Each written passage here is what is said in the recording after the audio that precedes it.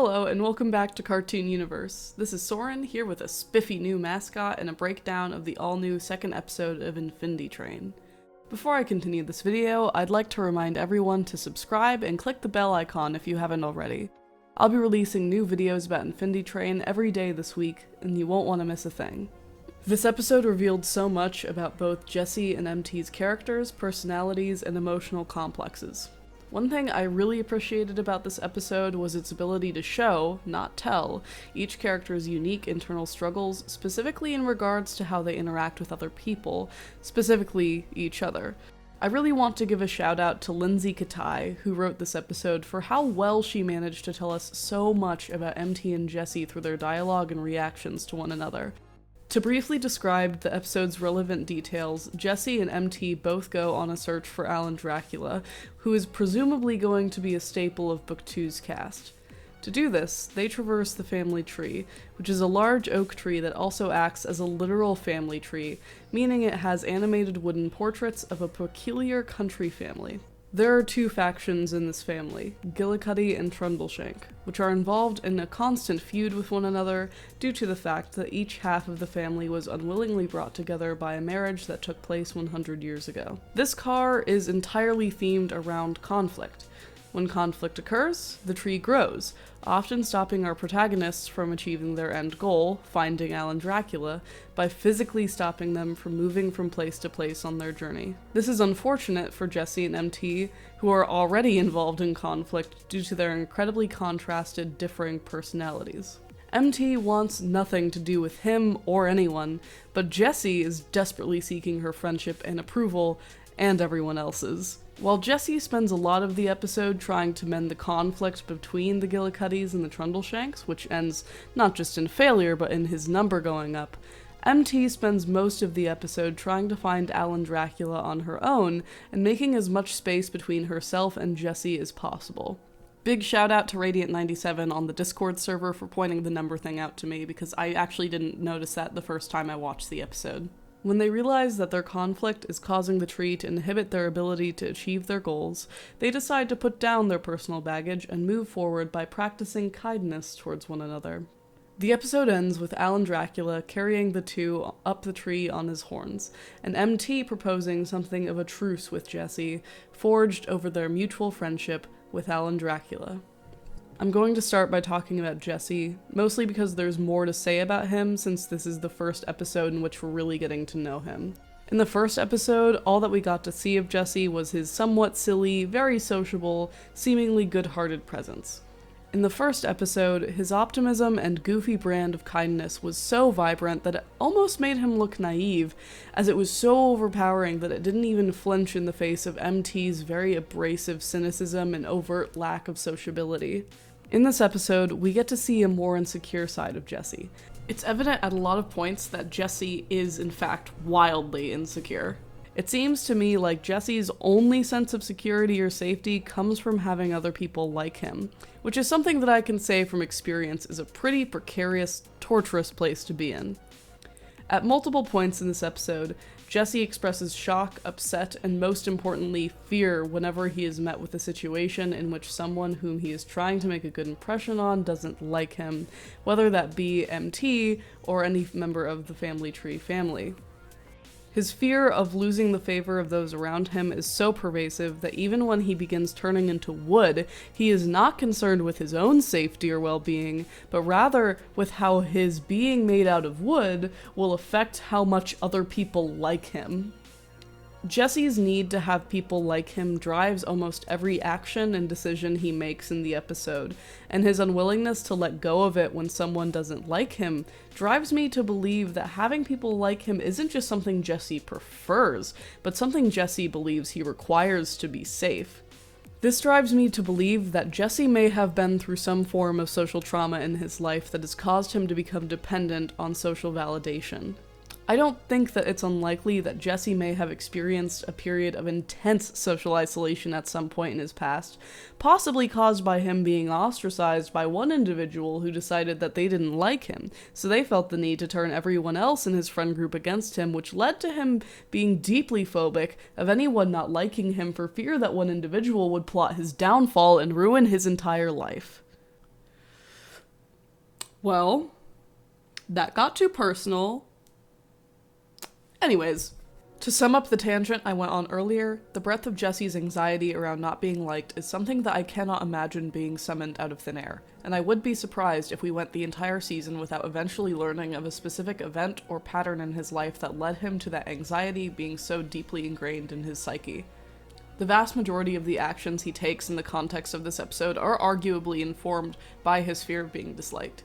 However, something worthy of note is that Jesse ultimately does seem to have a naturally sensitive and good-natured heart. His obsession with having people like him does not seem to be rooted in any sort of selfishness or a desire to manipulate others. Rather, it's evident that he's a genuinely concerned, compassionate human being.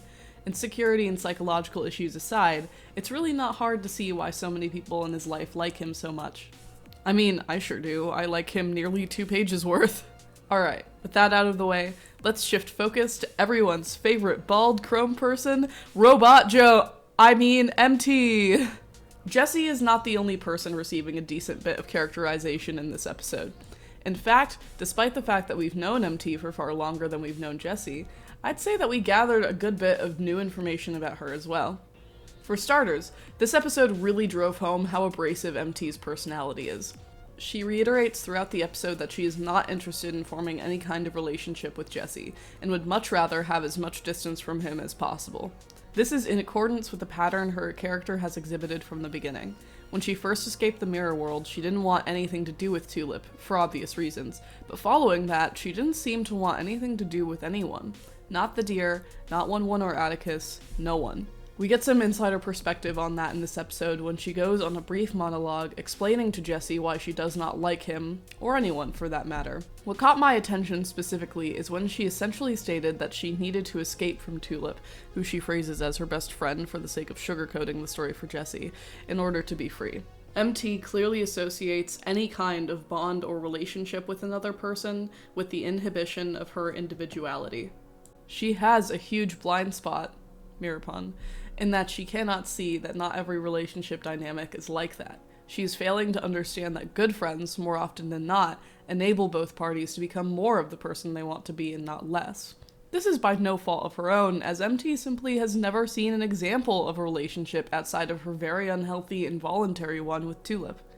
I am very excited for MT to inevitably learn this truth about interpersonal relationships through the events of this upcoming season. This development of her character is, hopefully, going to be very satisfying to watch. On the note of her developing as a character in this specific way, I'd like to go on a tangent. MT is becoming a progressively more interesting character for me in this show, specifically because I find myself asking the question, is she a train denizen or is she a passenger?